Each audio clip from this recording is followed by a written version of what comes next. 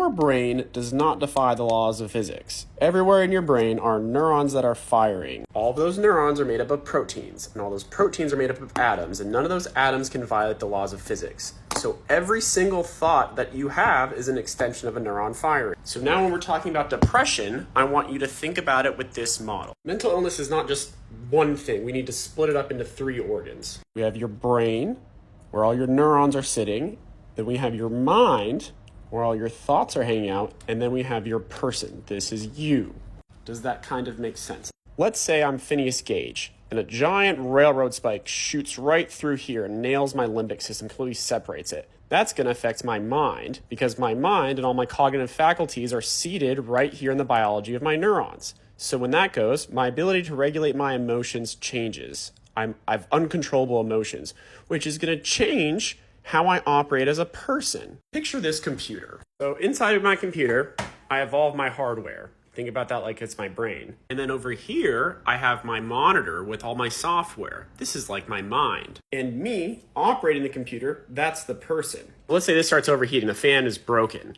That's gonna cause this to start getting buggy. And when this starts getting buggy, me, the driver, is gonna have to find ways to compensate. Maybe I compensate by opening up only a couple tabs so it doesn't get as hot, because the brain or the computer can't handle it. But when the computer heats up, that's not a moral failure of Preston. Preston's just finding a way to compensate. Just like how here, injury to the brain leads to dysfunction of the mind, leads to maladaptation of the person. So just because all of this is rooted in neurons firing does not mean all treatments are going to be biologic. Let's say this person is not fulfilling their psychosocial needs. They have poor relationships, they have no agency or a sense of purpose. That's going to cause a lot of poor thoughts. Their emotions are going to be downtrodden. They're going to have negative automatic thoughts. Their subconscious is going to be tormented. And when that happens to your mind, what we find is that it causes biological damage here. Serotonin hypothesis, time out, please.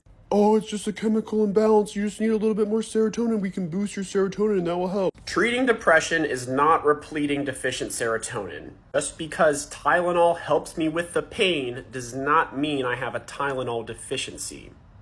Does that make sense? Increasing serotonin is a path to help with neuroplasticity and improve mood, but decreased mood or these changes don't come from a lack of serotonin.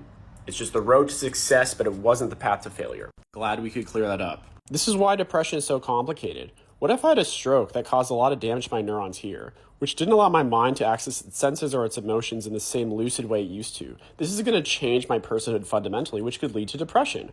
Or let's say I have lots of automatic negative thoughts and a poor sense of self. That's going to affect my personhood and my biology. So when you treat this stuff, it's important to figure out where it's coming from and then do a multimodal therapy. We can increase serotonin here, and that will help with neuroplasticity in response to things like therapy. Therapy will help us feel heard. It will also give us tools to manage our emotions, and then we can support ourselves socially.